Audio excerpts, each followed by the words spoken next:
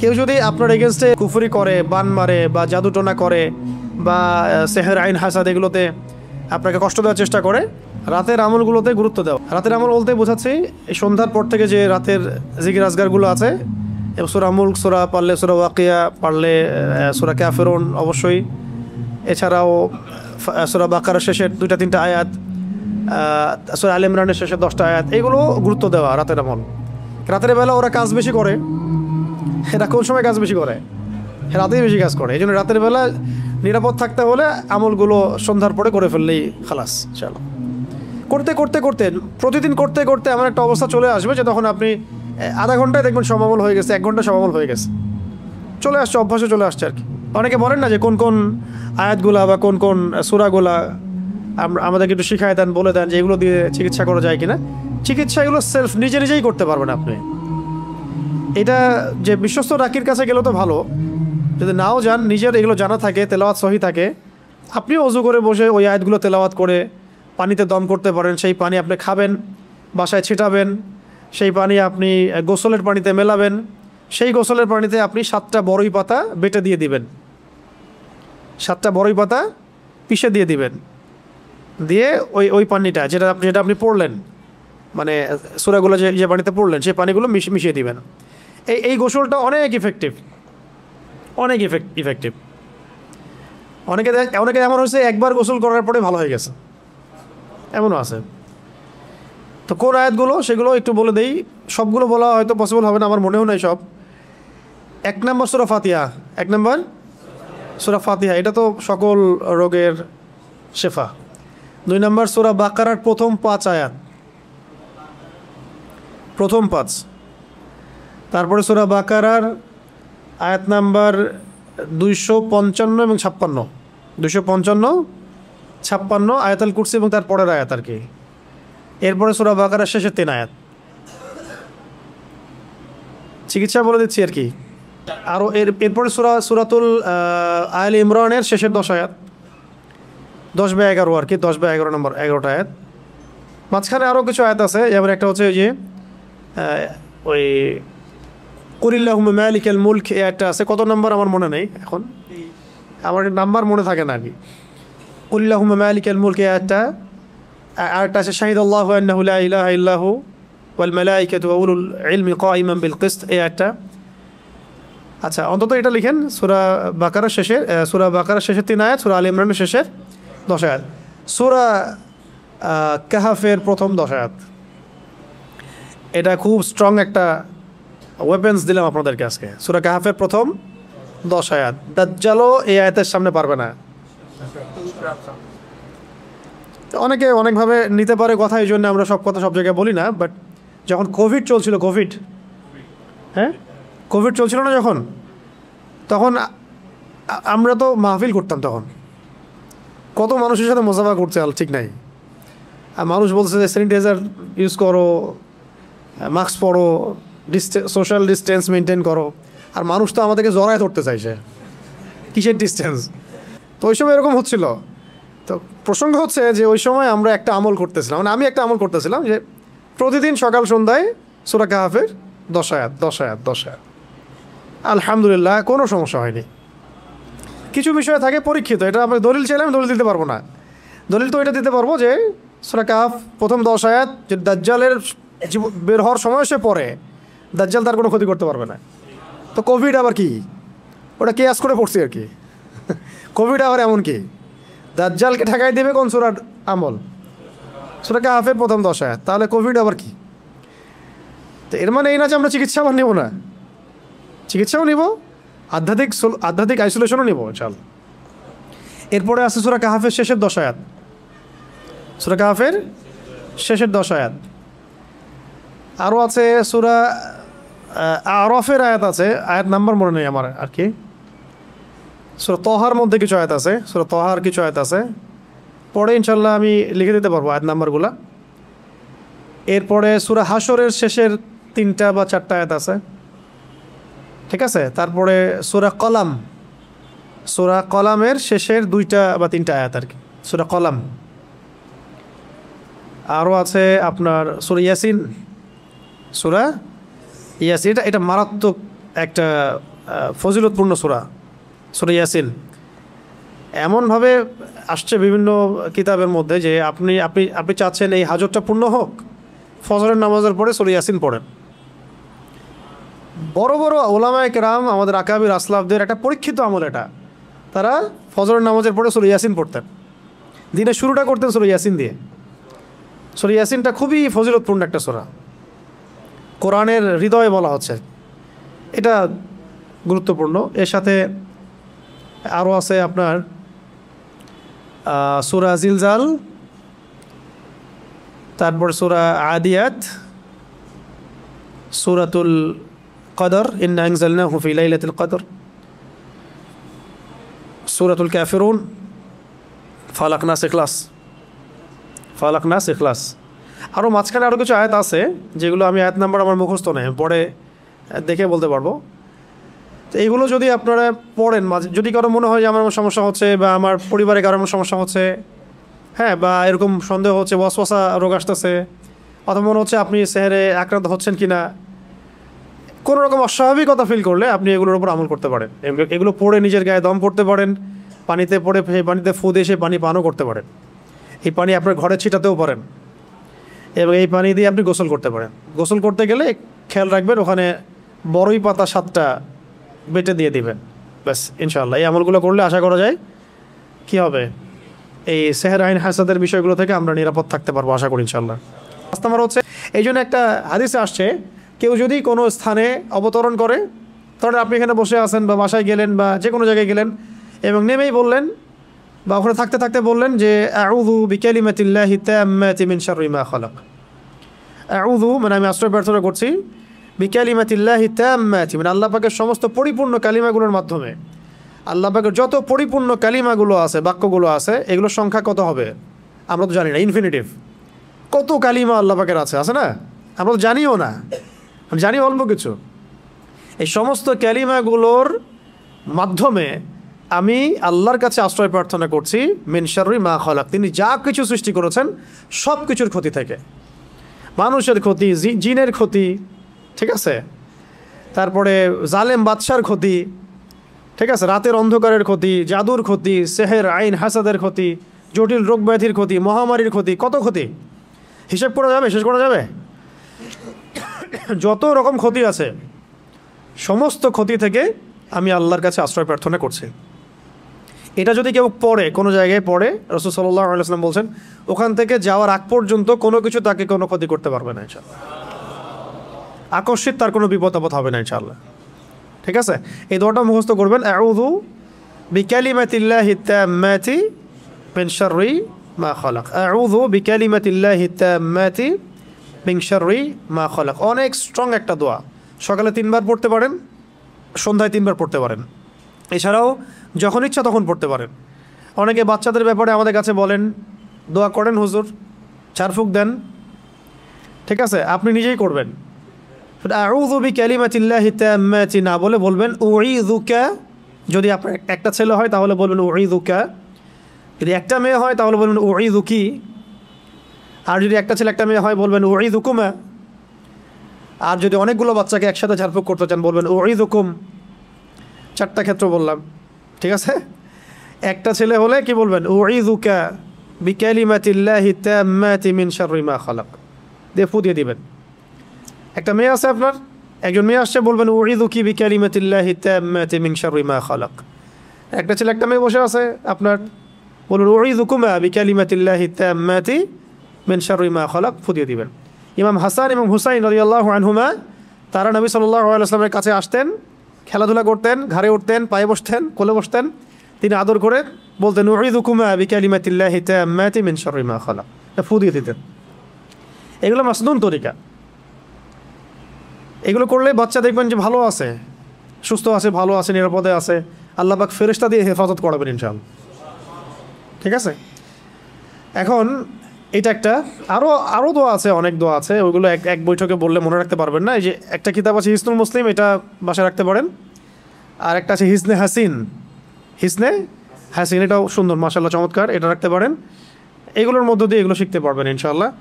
তো আমরা শিখলাম যে কুল আউযু বিরাব্বিল ফালাক মানে বলুন হে নবী আমি আশ্রয় প্রার্থনা করছি প্রভাতের রবের কাছে, মিন শাররি মা খালাক, সমস্ত তিনি যা কিছু সৃষ্টি করেছেন তার সমস্ত কিছুর ক্ষতি থেকে, তিনি যা সৃষ্টি করেছেন তার সমস্ত কিছুর ক্ষতি থেকে আমি আশ্রয় প্রার্থনা করছি। আচ্ছা, তারপরে আল্লাহ পাক বলছেন ওয়া মিন শাররি গাসিকিন ইযা ওয়াকাব, মুখস্থ আছে তো নাকি? ওয়া মিন শাররি গাসিকিন ইযা ওয়াকাব, ওয়া মানে এবং, ওয়া মানে এবং, মিন মানে হতে বা থেকে, শার মানে কি? ক্ষতি, শার মানে ক্ষতি। একজন ভলান্টিয়ারকে ডাকুন। শার মানে ক্ষতি। আবার বলছি, কোথায় ছিলাম? ওয়া মিন শাররি গাসিকিন ইযা ওয়াকাব, ওয়া মানে এবং, ওয়া মানে এবং, মিন মানে হতে বা থেকে, শার মানে ক্ষতি। ওয়া মিন শাররি মানে ক্ষতি থেকে, গাসিক, গাসিক মানে হচ্ছে রাত, গাসিক মানে রাত, এই যে অন্ধকার রাত, এটাকে বলা হয় কি? গাসিক। ইযা মানে যখন, ইযা মানে যখন, আর ওয়াকাবা মানে তা গভীর হয়, তা ঘনীভূত হয় বা গভীর হয়, মানে রাতের অনিষ্ট বা ক্ষতি থেকে যখন তা গভীর হয়। তাহলে প্রথমে আশ্রয় চাওয়া হলো সমস্ত সৃষ্টি থেকে, তারপরে আশ্রয় চাওয়া হচ্ছে স্পেশালি সমস্ত সৃষ্টির মধ্যে স্পেশালি রাতের ক্ষতি থেকে যখন সেটা গভীর হয়। তার মানে বুঝতে পারলাম যে রাতের মধ্যে অনেক ক্ষতি আছে। রাতের মধ্যে কি আছে? এমন অনেক ক্ষতি আছে যেগুলো আমরা দেখি না। একটা হাদিসে নবীজি বলেছেন সাল্লাল্লাহু আলাইহি ওয়াসাল্লাম যে রাতের বেলা এমন অনেক মাখলুক ঘোরাফেরা করে যেগুলোকে তোমরা দেখতে পারো। একটা হাদিসে আসছে তোমরা সন্তানদেরকে সন্ধ্যাবেলা ছেড়ে দিও না, যখন যদি ছাড়তেই হয় তাহলে সন্ধ্যা যখন হয়ে যাবে একবারে পরিপূর্ণরূপে তারপরে ছেড়ো। কেন বলা হচ্ছে এগুলো? আবার বলা হচ্ছে গভীর রাতে তোমরা এই একাকী এদিক ওদিকে যে আমরা যে ভবঘুরে হয়ে ঘোরাফেরা করি এগুলো করতে নিষেধ করা হচ্ছে হাদিসে। কারণ কি? কারণ রাতের বেলা এমন অনেক মাখলুক ঘোরাফেরা করে যেগুলোকে আমরা দেখতে পারি না। আমাদের দৃষ্টির সীমা তো খুব ছোট। সকালবেলা মোরগ ডাকে, খেয়াল করেছেন? কেন ডাকে জানেন? সে ফেরেশতা দেখতে পারে। একটা মোরগ একজন ফেরেশতাকে, মালাককে দেখতে পারেন, সম্মানিত ফেরেশতাকে দেখতে পারেন, আমরা দেখতে পারি না। ওই জন্য তখন পড়তে হয় আল্লাহুম্মা ইন্নী আসআলুকা মিন ফাদলিকা, আল্লাহুম্মা ইন্নী আসআলুকা মিন ফাদলিকা। আবার দেখো রাতের বেলা কুকুর চিল্লাচিল্লি করে বেশি। রাতের বেলা কি করে? কুকুর চিল্লাচিল্লি করে বেশি। কুকুরের ডাক শুনলে আমাদেরকে পড়তে হবে আউযু বিল্লাহি মিনাশ শাইতানির রাজিম। কারণ কুকুর দেখতে পারে জিন শয়তান। কুকুরের দৃষ্টি আমাদের দৃষ্টির চেয়ে এখানে প্রখর, সে দেখতে পারে জিন শয়তান, আমরা দেখতে পারি না। একটা মোরগ দেখতে পারে ফেরেশতা, আমরা দেখতে পারি না। তা আমাদের দৃষ্টি খুবই দুর্বল। আমরা আবার এই দৃষ্টি নিয়ে ফেরাউন বলেছিল যে আল্লাহকে দেখতে চায়, নাউযুবিল্লাহি মিন যালিক, তাই না? আস্তাগফিরুল্লাহ। তো এখন কথা হচ্ছে যে রাতের মধ্যে ক্ষতি আছে। এই জন্য রাতের বেলা, এখন তো রাত দিন হয়ে গেছে, দিন রাত হয়ে গেছে, এই কারণে রাতের বেলা যারা দুনিয়াবি কারণে বা ফাহেসা কাজে ব্যস্ত থাকেন, একটা তো দিনই এলেম চর্চা করা, রাত জেগে ইবাদত করা, সেটা তো আলাদা বিষয়, সেটা অনেক বেশি ফজিলতেরও। রাত জেগে ইলম চর্চা করা ফজিলতের, একটু ঘুমাবে, একটু ইলম চর্চা করবে, একটু নামাজ পড়বে, এটা তো অনেক ভালো, এটা দরবেশ বলা কাজ। কিন্তু অনেকে দেখা যায় টিভি দেখে, মুভি দেখে, গান শুনে, হ্যাঁ কনসার্ট করে, এখানে ওখানে বন্ধুদের সাথে আড্ডা মেরে, বাইক চালায়, রাতের বেলা এদিক ওদিকে ঘুরে বেড়ায়, হ্যাং আউট করে, এভাবে সময় নষ্ট করে রাতে। তাদের ক্ষেত্রে এ সেহের আইন হাসাদ হয়ে যায়, এর সম্ভাবনা একদম 90%। তারা জিন্দার আক্রান্ত হয়ে যেতে পারে, সেহের হয়ে যেতে পারে, আইন হয়ে যেতে পারে, হাসাদ হয়ে যেতে পারে, আরও অনেক বড় বড় সমস্যা হয়ে যেতে পারে। রাতের এই ক্ষতি থেকে আমাদেরকে বাঁচার জন্যে অবশ্যই কী করতে হবে? এই সূরা ফালাক, নাস, ইখলাস এগুলো অবশ্যই চর্চা করতে হবে। এবং রাতের বেলা এভাবে বাইরে ঘোরাফেরা করা যাবে না। যদি দিনই কোনো বিষয় হয় সেটা আলাদা বিষয়। দুনিয়াবি কোনো আজেবাজে বিষয়, দুনিয়াবি আজেবাজে কোনো বিষয়ে রাত্রি জাগরণ করাটা ঠিক হবে না। আল্লাহ পাক আমাদেরকে বোঝার তৌফিক দান করে। তো রাতের বেলা অনেক ক্ষতি আছে, এই ক্ষতিগুলো থেকে আল্লাহ পাক আমাদেরকে হেফাজত করেন, আমিন। 4 নম্বর আয়াতে আল্লাহ পাক বলেছেন ওয়ামিন, এটা ভালো করে বোঝান, ওয়ামিন শাররিন নাফাসাতি ফিল উকাদ, ওয়ামিন শাররিন, এটা আয়াতটা ভালো করে পড়বেন, ওয়ামিন শাররিন নাফাসাতি ফিল উকাদ। অনেকে নাফাসাত পড়ে ফেলেন, সিন নাই এখানে, সা আছে। ওয়ামিন শাররিন নাফাসাতি ফিল উকাদ, ওয়া মানে এবং, মিন মানে হতে বা থেকে, আর শার মানে তো ক্ষতি। নাফাসাত শব্দটা হচ্ছে স্ত্রীবাচকের বহুবচন। স্ত্রীবাচক শব্দের বহুবচন, এটা দ্বারা বোঝানো হচ্ছে যে জাদুকরিণী মহিলা, জাদুকরিণী নারীদের কথা বলা হচ্ছে, জাদুকরিণী নারীদের কথা বলা হচ্ছে। এটা কিন্তু প্রমাণিত যে এই বিষয়গুলোতে নারীরা বেশি অগ্রগামী হয়। খুব সতর্ক, নারীদের ফিতনা কিন্তু মারাত্মক। ইন্না কাইদাকুন্না আযীম, আল্লাহ পাক বলেছেন তোমাদের ষড়যন্ত্র কিন্তু মহান। মহান মানে বিশাল, মারাত্মক। তো এখনও গ্রামে গঞ্জে বিভিন্ন জায়গায় আপনি দেখবেন যে নারীরা এগুলোর সাথে বেশি সম্পৃক্ত হয়ে যাচ্ছে, জাদু চর্চা করছে ইত্যাদি ইত্যাদি।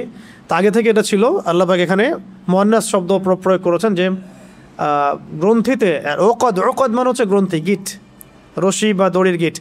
তাহলে আয়াতের অর্থ হচ্ছে যে গ্রন্থিতে ফুৎকার দানকারী, মানে ফু দেয়, যে ফু ফু দেওয়া, গ্রন্থিতে মানে গিটে ফুৎকার দানকারিণী নারীদের অনিষ্ট থেকে বোঝানো হচ্ছে এমন জাদুকরিণী মহিলাদেরকে যারা গিটের মধ্যে ফু দিয়ে দিয়ে জাদু করে। বুঝতে পারছি? এমন নারীদের অনিষ্ট থেকে আল্লাহ পাক আমাদেরকে আশ্রয় চাইতে বলছেন যারা গিটের মধ্যে ফু দিয়ে দিয়ে দিয়ে জাদু করে। ঠিক নবী সাল্লাল্লাহু আলাইহি ওয়াসাল্লামের ক্ষেত্রে কী হয়েছিল? এই 11টা গিট দেওয়া হয়েছিল, চুলে 11টা গিট দেওয়া হয়েছিল। এই চুলের কথা বলতে গিয়ে একটা কথা মাথায় আসছিল, তখন ভুলে গেছিলাম। এই যেখানে সেখানে সেলুনে যে চুল কাটি আমরা, এইগুলোতে একটু ঝুঁকি আছে। মানে চুলগুলো কখন কোথায় কি হচ্ছে, আপনার কোন দুশ্মন আপনার চুল নিয়ে চলে যাবে আপনি তো টের পাচ্ছেন না। ব্যাপারটা বুঝতে পারছেন? তো এর বড় বড় ওলামা একরাম যারা আমি আগে দেখেছি, শুনেছি যে তারা কিন্তু বাসায় চুল কাটতেন এবং চুল মাটিতে পুঁতে ফেলতেন, কাউকে দিতেন না, দেখতে দিতেন না। কে জানে আবার শত্রুতা করে কেউ যদি চুল নিয়ে চলে যায়, আপনার শত্রু টানেভাবে থাকতে পারে, আপনি তো বুঝতে পারবেন না। তো যাই হোক, এত বেশি আবার ভয়ের কিছু নাই, কিন্তু ব্যাপারটা কনসিয়াসনেস থাকা দরকার যে চুল মেয়েরাও যেখানে সেখানে ফেলে দিচ্ছে। জাদুর চুল দিয়ে করা যায় আর কি, করেও সাধারণত। চুল দিয়ে করলে মাথায় ইফেক্ট হবে। আবার অনেক সময় দেখা যায়, আমরা দেখেছি যে মেয়েরা চুল বিক্রি করতেছে, গ্রামাঞ্চলে দেখবেন খেয়াল করে, চুলগুলো কালেক্ট করে বিক্রি করে তারা, আবার পরচুলা বানায় সেগুলো দিয়ে। মারাত্মক, এগুলো ডেঞ্জারাস কাজ আর কি, যে কোনো সময় ক্ষতিগ্রস্ত হয়ে যেতে পারে।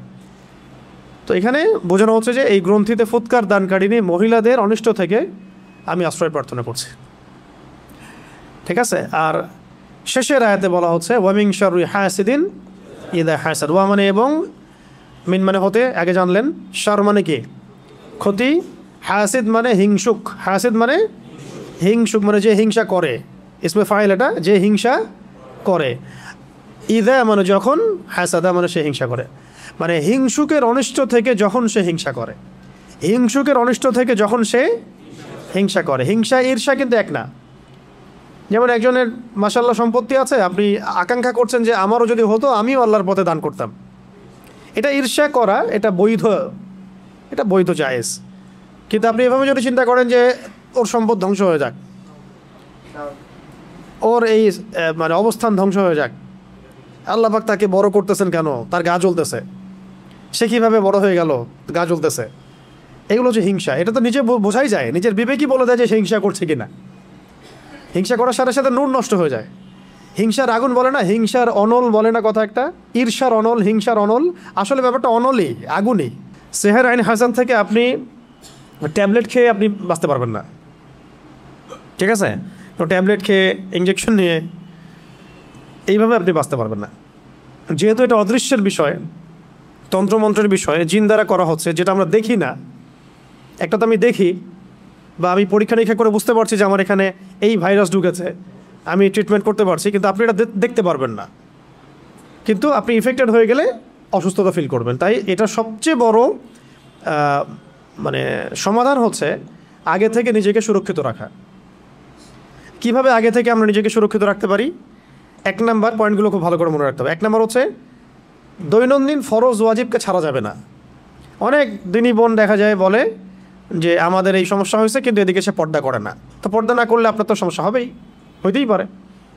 যেখানে রাসূল সাল্লাল্লাহু আলাইহি ওয়াসাল্লামকে আল্লাহ রাব্বুল আলামিন এই পরীক্ষায় ফেলেছেন আমাদের জন্য, যাতে আমরা এই সূরাগুলো পেয়ে যাই।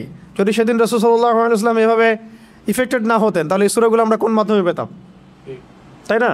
এই সূরা থাকবে কিয়ামত পর্যন্ত, যে কিয়ামত পর্যন্ত যত মানুষেরই সমস্যা হবে, এই সূরাই হচ্ছে সলিউশন। কত বড় হিকমা আল্লাহ পাকের! আল্লাহ পাক তার প্রিয় মানুষদেরকে কষ্ট দিয়ে আমাদের কত বড় উপকার করেছেন, তাই না?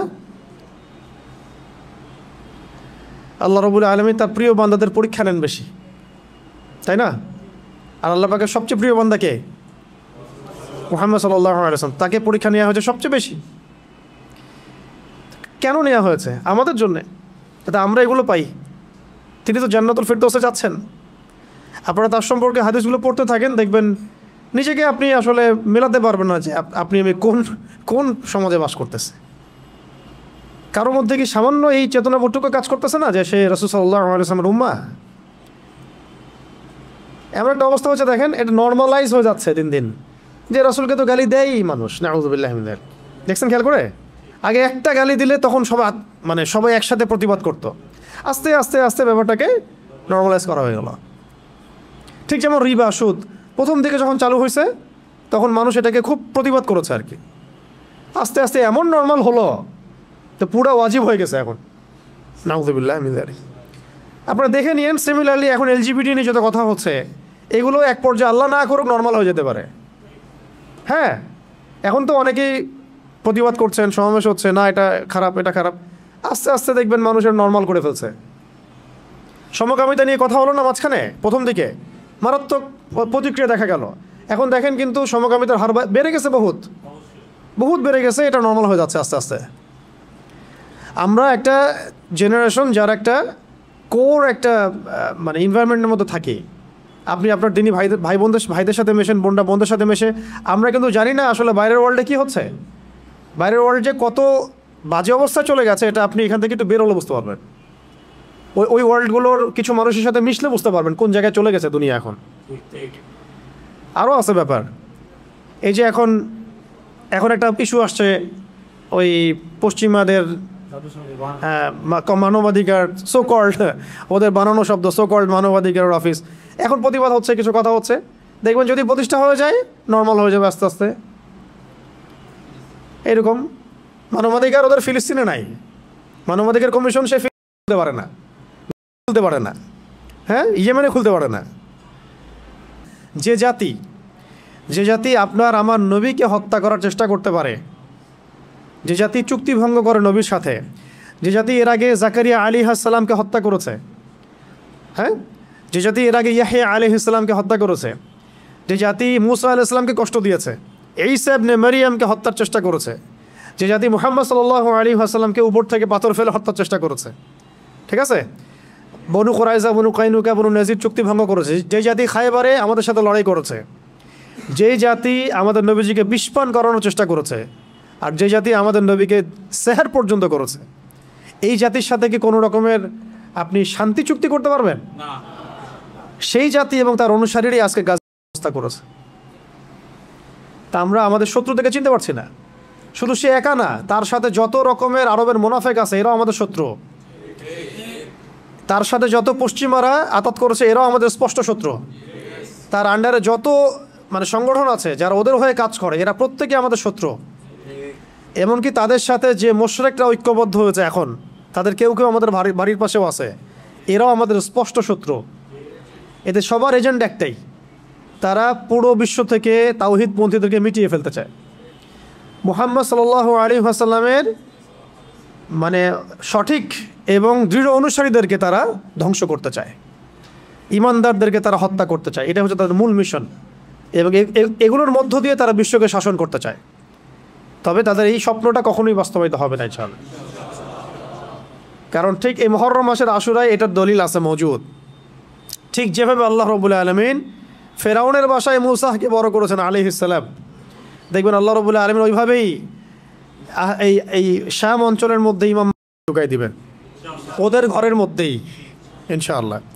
ফেরাউনের ঘরে যেভাবে কে মানুষ হয়েছে? মূসা আলাইহিস সালাম।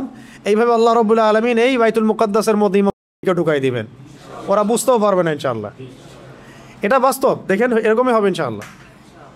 আর যেভাবে আল্লাহ রাব্বুল আলামিন একটা জায়গায় একত্রিত করে ফেরাউন এবং তার অনুসারীদেরকে ডুবিয়ে মেরেছেন, ঠিক একইভাবে আল্লাহ রাব্বুল আলামিন এই জামানার যত ফেরাউন আছে, এই জামানার এই যুগের যত ফেরাউন, এই যুগের যত জালেম এবং এই জালেমদের সহযোগী সবাইকে আল্লাহ পাক এই হোলি ল্যান্ডে একত্রিত করছেন, যাতে একসাথে এদেরকে ধ্বংস করা যায়। এটা ইতিহাস লিখিত হয়ে গেছে। এটা আমি এই জন্য বললাম, যাতে মুসলিমরা আমরা যেন কখনো হীনমন্যতা না ভোগেন, যে কী হচ্ছে গাজায়, কী হচ্ছে ফিলিস্তিনে, কী হচ্ছে ইরাকে, সিরিয়ায়, আমরা মনে হয় দুর্বল। এগুলো হচ্ছে আল্লাহ রাব্বুল আলামিনের মাস্টার প্ল্যান। সাফল্য দুইভাবে আসে, এক হচ্ছে শাহাদাতের মাধ্যমে, এক হচ্ছে গাজী হওয়ার মাধ্যমে। যে ভাইরা শাহাদাত পাচ্ছেন তারা শাহাদাত বরণ করার মধ্য দিয়ে সফল হচ্ছেন, আর যে ভাইরা গাজী হবেন তারা জয়লাভ করে সফল হবেন। দুটোই সফলতার রাস্তা আমাদের জন্য। আমাদের সামনে মানে লস বলে কোনো প্রজেক্ট নাই। আমাদের সামনে কি নাই? লস বা ক্ষতি বলে কোনো প্রজেক্ট নাই। তো এই ছিল ওদের চরিত্র। এই কারণে আমি এতগুলো কথা এই কারণে বললাম যে ওদের ব্যাপারে যেন সচেতন থাকি আমরা। ওদের এজেন্ডা, ওদের রাজনৈতিক ভিশন, ওদের অর্থনৈতিক এই মানে ফাঁকফোকরগুলো, সামাজিক ওদের যে ফিতনাগুলা, ওদের ইন্টারনেটের ফিতনাগুলা, মিডিয়ার ফিতনা, ওদের প্রযুক্তিগত ফিতনা, এবং ওদের যে বৈশ্বিক একটা মানে জায়নিস্ট ট্র্যাপ আছে, এগুলো সম্পর্কে যেন আমরা সচেতন থাকি। কোনো অবস্থায় যেন এগুলোতে পা না দেই, কারণ তারা আমাদের নবীকে পর্যন্ত ছাড়ে নাই। এটা মনে রাখবেন, যে আপনার নবীকে ছাড়ে না সে আপনাকে ছাড়বে কীভাবে? যে আপনার নবীকে ছাড়ে নাই সে আপনাকে ছাড়বে? হাদিসের মধ্যে এসেছে, যদি কোনো ব্যক্তি হিংসা করে, একজন ব্যক্তি কাউকে হিংসা করে, তাহলে তার নেক আমলগুলো ধ্বংস হয়ে যায়, ঠিক যেইভাবে আগুন কাঠকে খেয়ে ফেলে। আগুন যেভাবে কাঠকে খেয়ে ফেলে, এইভাবে হিংসা নেক আমলকে খেয়ে ফেলে। তাই যখন কেউ হিংসা যদি কেউ করে ফেলি, আল্লাহ না করুক, আমাদেরকে আল্লাহ পাক এখান থেকে হেফাজত করেন, যদি কেউ করে ফেলে আপনি নিজেই বুঝতে পারবেন যে আপনার ভিতরটা জ্বলতেছে। এটা কিসের আগুনে জ্বলতেছে? হিংসার আগুনে জ্বলতেছে। এবং এই জ্বলা থেকে দাড়ি টুপিওয়ালা মানুষরাও বাদ দেয়, ঠিক আছে? কোনো কোনো ক্ষেত্রে অগ্রগামীও হইতে পারে, বেশি জ্বলে। অনেকের বেশি জ্বলে না? বেশি জ্বলে। তো হিংসা থেকে বাঁচতে হবে। আরেকটা হচ্ছে, যদি কেউ আপনাকে হিংসা করে, আপনি হিংসা করেন না কাউকে, কিন্তু অন্যরা আপনাকে হিংসা করতেছে, এটার জন্য আপনি কখনোই গুনাহগার না, কিন্তু এই যে হিংসা আপনাকে করতেছে মানুষ, এটারও ইফেক্ট আপনার উপর আসতে পারে যদি আপনি প্রোটেক্টেড না থাকেন। কারণ এটা একটা আগুন, যে জ্বলবে তাকেও তো জ্বালাবেই, আশেপাশে দাঁড়ায় থাকলে সেও জ্বলবে, বা তার উপরে আগুনের তাপ গিয়ে পড়বে। অতএব ওই আগুনের তাপ থেকে বাঁচার জন্য ঢাল লাগবে। কি লাগবে? এই ঢাল বা সুরক্ষাই হচ্ছে আমাদের এই সূরাগুলা, দোয়াগুলা, আমাদের আজকারগুলা, আমাদের নামাজ, আমাদের তিলাওয়াত, এগুলো হচ্ছে আমাদের প্রোটেকশন। তাহলে এই হলো মূলত সূরা ফালাকের 5টা আয়াতের অর্থ। এই 5টা আয়াতে আমরা জানতে পারলাম যে আল্লাহ পাক আমাদেরকে বলেছেন, মানে নবীকে বলেছেন, মানে আমাদেরকে বলেছেন যে বলো আমি আশ্রয় প্রার্থনা করছি সকালে রবের নিকটে। সকালে রব কেন? যিনি সমস্ত অন্ধকার দূর করে দেন। মিন শাররি মা খালাক, তিনি যত কিছু সৃষ্টি করেছেন সমস্ত কিছুর ক্ষতি থেকে। আর ওয়া মিন শাররি গাসিকিন ইযা ওয়াকাব, খাস করে এই রাতের ক্ষতি থেকে যখন সেটা গভীর হয়, রাতের ক্ষতি থেকে যখন সেটা গভীর হয়। আর এবং গ্রন্থিতে ফুৎকার দানকারিণী মহিলাদের অনিষ্ট থেকে, জাদুকরিণী নারীদের অনিষ্ট থেকে, এবং হিংসুকের অনিষ্ট থেকে যখন সে হিংসা করে। এই 5টা আয়াতে এই কয়েকটা বিষয় আছে। কয়টা বিষয় আছে তাহলে? এক হচ্ছে সমস্ত সৃষ্টির অনিষ্ট, 2 খাস করে রাতের অনিষ্ট, রাতের অনিষ্ট যখন সেটা গভীর হয়, 3 আসছে জাদুকরিণী মহিলাদের ফিতনা, 4 আসছে হিংসুকের ফিতনা। ঠিক আছে? এরপরে সূরাটার সাথে রিলেটেড, কানেক্টেড। এখানে আবার আল্লাহ পাক বলছেন কুল আউযু বিরাব্বিন নাস। হে নবী, আপনি আরও বলুন যে আমি আশ্রয় প্রার্থনা করছি। আপনি বলুন আমি আশ্রয় প্রার্থনা করছি কার কাছে? রব্বিন নাস। রব্বিন নাস, মানুষের রবের কাছে, মানুষের রবের কাছে। মানুষ তো এখানে দুর্বল না, মানুষ ফেরেশতাকে দেখতে পারে না, জিনকে দেখতে পারে না। এই যে প্রথমে যে ক্ষতিগুলা, না আমরা অন্ধকার রাতের ক্ষতি দেখতে পারি, না জিনকে দেখতে পারি, না সেহের দেখতে পারি, না হিংসা দেখতে পারি, দেখতে পারি? এরা সব অদৃশ্যের ক্ষতি। অদৃশ্যের ক্ষতি না, অদৃশ্যের ক্ষতি। তো একটা হলো শত্রু সামনে আছে, আপনি দেখছেন, ফাইট করছেন সামনে। ধরেন জিহাদের মাঠে আপনি আছেন, সামনে একটা কাফের, আপনি দেখছেন একজন কাফের, সে যেভাবে আপনাকে আক্রমণ করবে আপনি সেভাবে আপনি নিজেকে বাঁচাবেন বা আপনি আক্রমণ করবেন। একটা হচ্ছে আপনি দেখতেই পাচ্ছেন না আপনার শত্রু কোথায়। তাহলে এই অদৃশ্য শত্রুর বিরুদ্ধে আপনাকে কে সাহায্য করতে পারে? একমাত্র সেই সত্তা যিনি দৃশ্য অদৃশ্য সব দেখতে পারেন, তাই না? এই অদৃশ্য শত্রুর বিরুদ্ধে সাহায্য করতে পারে একমাত্র সেই সত্তা যিনি দৃশ্য অদৃশ্য সমস্ত জ্ঞান রাখেন। তো সেই সত্তা আল্লাহ ছাড়া আর কে আছে? কেউ আছে? তো এই কারণেই এই সমস্ত ক্ষতিগুলো দেখবেন অদৃশ্যের ক্ষতি। কিন্তু তো এখানে বলা হচ্ছে রব্বিন নাস, মানুষের রবের কাছে আশ্রয় প্রার্থনা করছে। মালিকিন নাস, শুধু রবই নন, তিনি মানুষের মালিক, তিনি মানুষের মালিক, মানুষের মালিকের কাছে। ইলাহিন নাস, তিনি মানুষের ইলাহের নিকটে। তিনটা কথা, তিনটা সম্বোধন বিশেষণ আসলো এখানে। কুল, বলুন হে নবী, আউযু, আমি আশ্রয় প্রার্থনা করছি, বিরব্বিন নাস, মানুষের রবের নিকটে, মালিকিন নাস, মানুষের মালিকের নিকটে, ইলাহিন নাস, মানুষের ইলাহের নিকটে। কয়টা বিশেষণ? আল্লাহ পাকের বিশেষণ হচ্ছে এখানে রব্বিন নাস, মালিকিন নাস, ইলাহিন নাস। আর এর আগের সূরা আছে কি? রব্বিল ফালাক। চারটা বিশেষণ আসছে এখানে, তাই না? আচ্ছা, কি থেকে এতগুলো সম্বোধন করে কি থেকে আশ্রয় চাচ্ছে?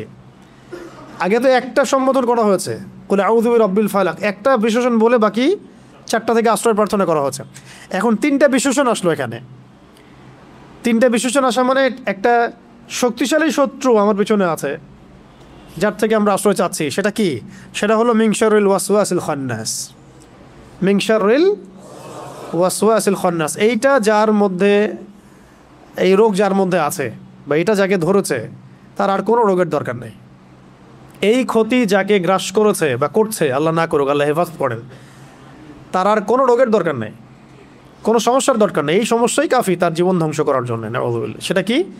মিন শাররি, অনিষ্ট থেকে, আর ওয়াসওয়াস, কুমন্ত্রণা দাতার, ওয়াসওয়াসা দাতার, আল খান্নাস মানে আত্মগোপনকারী,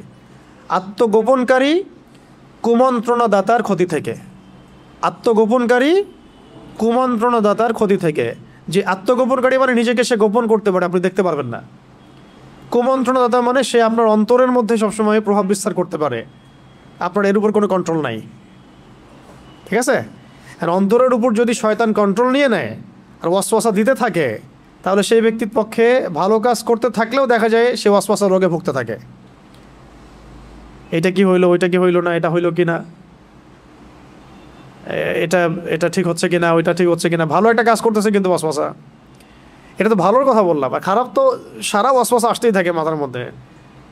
পাপের ওয়াসওয়াসা, মানুষের ক্ষতির ওয়াসওয়াসা, হিংসার ওয়াসওয়াসা, হ্যাঁ, গোপন পাপের ওয়াসওয়াসা, অলসতা, আল্লাহর আদেশ অমান্য করার ওয়াসওয়াসা, অবাধ্যতার ওয়াসওয়াসা।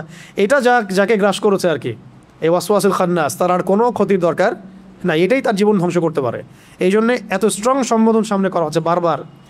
হে মানুষের রব, এক কথায় হে মানুষের মালিক, হে মানুষের ইলাহ, মানে আপনি আমাকে এটা থেকে বাঁচান। ব্যাপারটা এরকম আর কি, ব্যাপারটা এরকম। ঠিক আছে?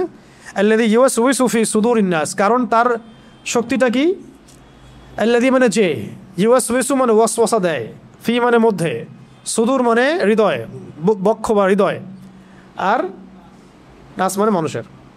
যে মানুষের হৃদয়ের মধ্যে ওয়াসওয়াসা দিতে পারে, যে মানুষের হৃদয়ের ভিতরে ওয়াসওয়াসা দিতে পারে, এটাকে মেডিকেল সায়েন্স বিশ্বাস করবে? হৃদয়ের মধ্যে ওয়াসওয়াসা আসে কেউ দেয়, এরকম কোনো সত্তা আছে যে এসে আমার হৃদয়ে ওয়াসওয়াসা দিয়ে যায়? সায়েন্স কি বিশ্বাস করবে?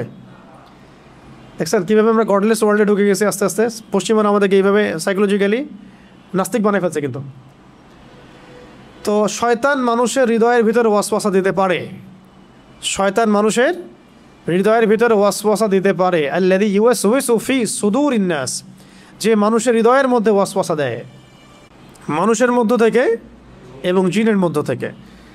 তো জিন নিয়ে তো অনেক কথা বললাম, মানুষের মধ্য থেকে কীভাবে ওয়াসওয়াসা দিতে পারে,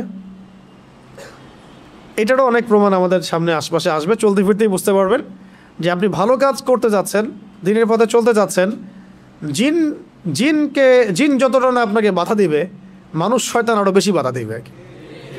মিনাল জিন্নাতি ওয়ান নাস, শয়তান কয় প্রকার তাহলে?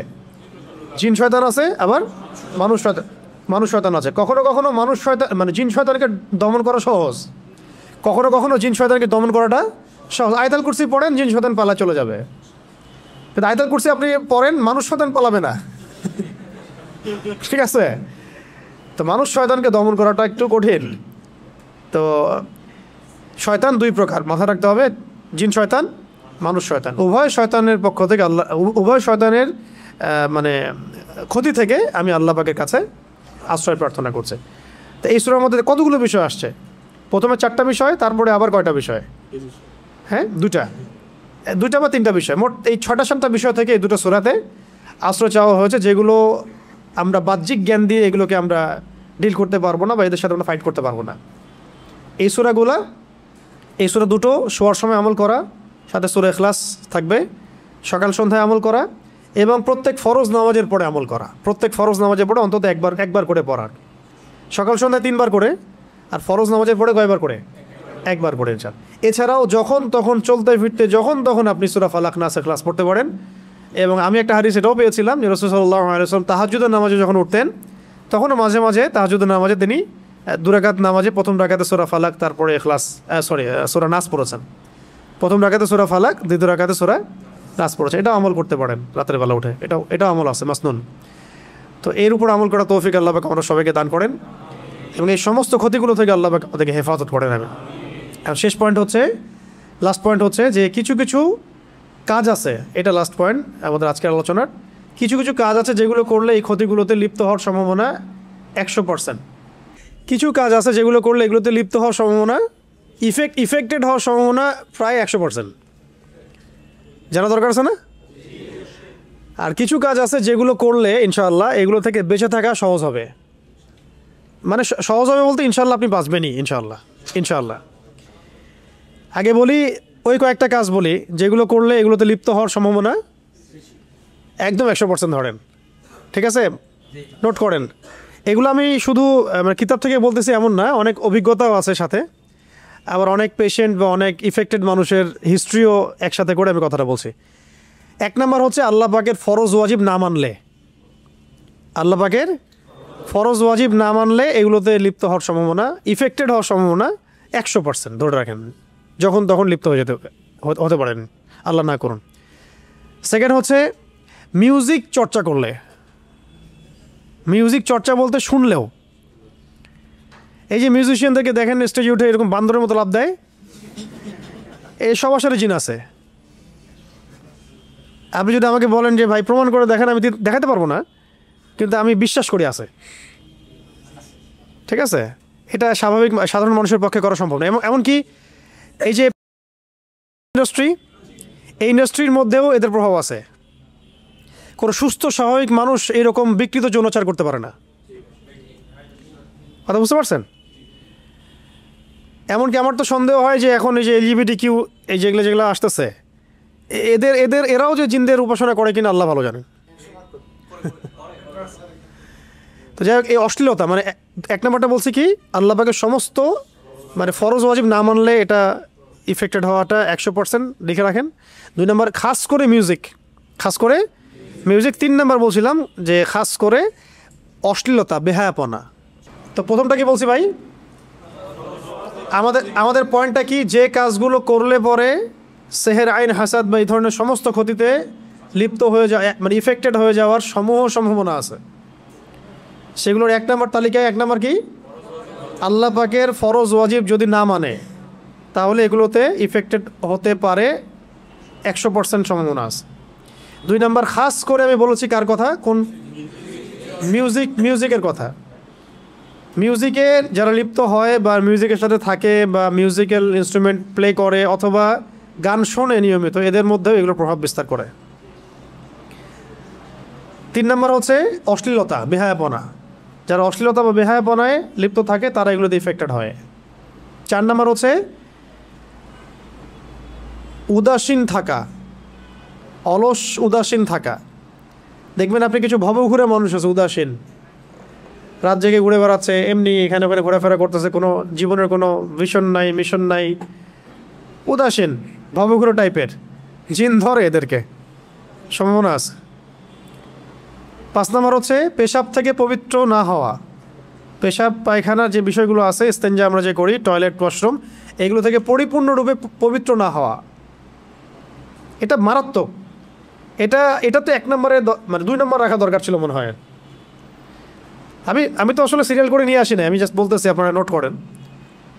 যদি কেউ অপবিত্র থাকে পেশাব থেকে, পেশাবের ছিটাফোটা থেকে, নাপাক থাকে, এক কথায় নাপাক থাকে, এটা সম্ভাবনা আছে তার এগুলো ইফেক্টেড হওয়ার। ঠিক আছে, কটা বলছি? 5টা। একটা লিখেন যে মাদকদ্রব্য সেবন করে, মাদকদ্রব্য সেবন যারা করে বা এটার সাথে এফেক্টেড থাকে, মানে থাকে, এডিক্টেড থাকে, তারা এগুলোতে ইফেক্টেড হওয়ার সম্ভাবনা শতভাগ। 7 হচ্ছে যারা দৈনন্দিন মাসনুন জিকির আজগারগুলো করে না, দৈনন্দিন মাসনুন যে জিকির আজগারগুলো আছে এগুলো করে না। এগুলো যদিও 1 নম্বরের মধ্যে পড়ে যায়, তারপর আলাদা করে বললাম যে মাসনুন জিকির আজগারগুলো যারা করে না তারা। 8 হচ্ছে নিয়মিত কোরআন তেলাওয়াত যারা করে না, নিয়মিত খাস করে কোরআন তেলাওয়াত যারা করে না। 9 নম্বর, যেসব নারীরা বেহায়ের মতো বাইরে বেপর্দায় চলাফেরা করে, তারা তো নিজেরা ইফেক্টেড হয়, অন্যকে ইফেক্টেড করে। তারা নিজেরা তো ইফেক্টেড হয়ই, অন্যদেরকে ইফেক্টেড করে। এটা হাদিসই আছে, যখন এরকম কোনো মেয়ে বেপর্দায় বাইরে বের হয়, শয়তান তার পিছু নেয় এবং অন্য পুরুষের চোখে তাকে সুন্দর করে উপস্থাপন করে শয়তান। যদিও সে মোটেই সুন্দর না, কিন্তু শয়তান তাকে সুন্দর করে উপস্থাপন করছে, সে খুব সুন্দর, এটা আপনার চোখে একটা ভ্রম সৃষ্টি হচ্ছে। কে করছে এটা? শয়তান। সুবহানাল্লাহ, ভাবা যায়? তাহলে শয়তানের একটা বড় অস্ত্র বেহায়া নারীরা, বেপর্দা নারীরা। তো আমাদের সমসাময়িক সময়ে তসলিমা নাসরিন শয়তানের একটা বড় অস্ত্র, এবং ওর যারা অনুসারী আছে, হাসতেছেন কেন? এরা শয়তানের সবচেয়ে বড় বড় অস্ত্রগুলোর মধ্যে একটা। আরেকটা হচ্ছে, কয়টা বলছে? 9টা না 10টা? আরেকটা হচ্ছে যে রাসূল সাল্লাল্লাহু আলাইহি ওয়াসাল্লামের সুন্নাহ ভিত্তিক আমলগুলো যারা করেন, সুন্নাহ ভিত্তিক আমলের প্রত্যেকটা আমলের সাথে কিছু সুন্নাহ আছে, ঘুমানোর, ওঠার, এমনকি আয়না দেখারও, এমনকি কি আয়না দেখানোর, বাসা থেকে বের হওয়ার, বাসায় ঢোকার, ঘুমানোর, বিছানা ঝাড়ার, প্রত্যেকটা সুন্নাহ ঘেটে ঘেটে দেখবেন এগুলোর মধ্যে যে সুন্নাহগুলো আছে এগুলো যারা নিয়মিত চর্চা করে না ইফেক্টেড হয়ে যেতে পারে। তো এই 10টাই আপাতত থাক, পরে আরও মনে পড়লে ইনশাল্লাহ বলবো। কয়টা বলছি? একটা একটা করে বলেন দেখি। একটা হচ্ছে আল্লাহ পাকের ফরজ ওয়াজিব যারা মানে না। এখানে আমি সুন্নাত মুস্তাহাবকে নিয়ে আসি না, শুধু ফরজ ওয়াজিবের কথা বলেছে। যেমন একজন ধরেন নামাজ পড়ে না, ও যদি এসে বলে আমাকে রুকিয়া করে দেন, আমার এই সমস্যা মনে হচ্ছে, তার তো আসলে রুকিয়ার দরকার নেই, তার দরকার নামাজে। তার দরকার কি? নামাজের সমাধান হবে ইনশাআল্লাহ। 2 নম্বর কি বলেছি? খাস করে মিউজিকের কথা। এটা মারাত্মক ডেঞ্জারাস জিনিস। যারা মিউজিক নিয়ে যারা পড়ে থাকে ইফেক্টেড হবেই হবে। আল্লাহু আ'লাম বিস-সাওয়াব। ওয়া মা আলাইনা ইল্লাল বালাগ। তারপরে বেহায়াপন, অশ্লীলতা থাকলে ইফেক্টেড থাকবে। অলসতা, উদাসীনতার ব্যাপারটা এই কারণে বললাম যে অনেক সময় আপনি দেখবেন যে আপনি মানে দিনী বিষয়ে আছেন, কিন্তু আপনি অলসতায় ভুগছেন বা উদাসীন হয়ে থাকছেন, কোনো ভিশন নাই, মানে আবেগী হয়ে পড়ে থাকেন। ওই সময়গুলোতে শয়তান আপনার উপরে গালেব হয়ে যাবে, বিজয় হয়ে যাবে। এমনকি একটা বিষয় ছুটে গেছিলো মাঝখানে, ওই ইমোশনের কথা যেহেতু আসলো, মানে প্রচণ্ড রকম ভয় আর প্রচণ্ড রকম রাগ, প্রচণ্ড রাগ আর প্রচণ্ড ভয়, এই সময়েও কিন্তু শয়তান হাবি হইতে পারে। প্রচণ্ড রাগ, প্রচণ্ড ভয়। তো প্রচণ্ড ভয় তো আলহামদুলিল্লাহ মুসলিমরা আমরা পাই না, আলহামদুলিল্লাহ, আল্লাহ ছাড়া আমরা কাউকে ভয় পাই না। কিন্তু প্রচণ্ড রাগ তো হয়ে যেতে পারে অনেক সময়। আমার তো হয়ই মাঝে মাঝে আর কি, আপনাদের হয় কিনা জানি না। তবে এখন আমি নিজেই অবাক হই নিজেকে দেখে, যে আসলে রাগ একদম কমে গেছে। আগে খুব রাগ ছিল, আর মানে সব কিছুর হাকিকত যখন বুঝে ফেলবেন তখন রাগ কমে যাবে আর কি। তো প্রচণ্ড রাগের সময় শয়তান হাবি হয়। এই জন্য কিন্তু রাগের সময় নবীজি বলেছেন না যে রাগ হলে তোমরা কি পড়ো? আউযু বিল্লাহি মিনাশ শাইতানির রাজিম। অজু করা, রাগের সময় অজু করা, দাঁড়াইলে বসে পড়া, এই কাজগুলো করলে শয়তান হাবি হবে। আরেকটা কি বলছি? ইস্তেনজা, নাপাকি থাকে। নাপাক থাকলে খাস করে দেখবেন যে মেয়েরা হায়েজের সময়, নেফাসের সময়, এই সময়গুলোতে শয়তান হাবি হওয়ার চেষ্টা করে। ওই সময়গুলোতে যদিও আমরা নামাজ পড়তে পারছি না, মা বোনদের কথা বলছি, কিন্তু আজকার করতে পারে, আজকার জিকির আজগারে থাকতে হবে। আচ্ছা, ঠিক আছে। তারপরে মাদকদ্রব্য, এটা তো আপনারা বুঝতেই পারতেছেন। যদি ও নিজের সেন্সেই না থাকে তো ও তো শয়তান ওকে যা করাবে তাই করবে। দেখবেন যারা মানে অন্যায় করে, জুলুম করে, তারা কিন্তু মাদক খেয়ে করে। হ্যাঁ, জেনা করতে যাবে মাদক খেয়ে, কাউকে খুন করতে গেছে মাদক খেয়ে, হ্যাঁ, তারপর দেখেন এমনকি রিমান্ডে গেছে, কোনো আলেমকে মারবে, ড্রিঙ্কস করে গেছে মারার জন্যে, যাতে ভালো করে মারা যায়, সেন্স না থাকে, ভালো মন্দ বুঝতে না পারে, যে সে যদি চিৎকারও করে ওর যেন সেন্স কাজ না করে, কারণ এটা নাকি তার চাকরি, এটা না করলে তার বউ বাচ্চা বাঁচবে না। বুঝতে পারছেন না? এই হলো অবস্থা। মানে নিজের সে সে ভাবখানে এমন দেখাচ্ছে যে সে কবরের ফেরেশতা, মুনটার নাকি, সে কারো কথা শুনবে না, মায়া দয়া সব শেষ। আমার সামনে বসে আছে তথাকথিত একজন জঙ্গি, তাকে মারতে হবে, এটাই আমার ডিউটি, না মারলে আমার বউ বাচ্চা আবার কী খাবে? তাই না মারলে বউ বাচ্চা কী খাবে? কি মানুষের অবস্থা চিন্তা করছেন? তো মাদক দ্রব্য খেয়েও এরকম মানুষ অনেক কাজ করছে, করেও এখনও, তারা নিজেরাও জানে এটা, অস্বীকার করলে আল্লাহ পাক সাক্ষী, আল্লাহর সামনে তো অস্বীকার করতে পারবে না। আর আমাদের সমাজে তরুণদের তো অন্যতম প্রবলেম হচ্ছে মাদক। তো এই মাদক সেবন করলে এগুলোতে আক্রান্ত হওয়ার সম্ভাবনা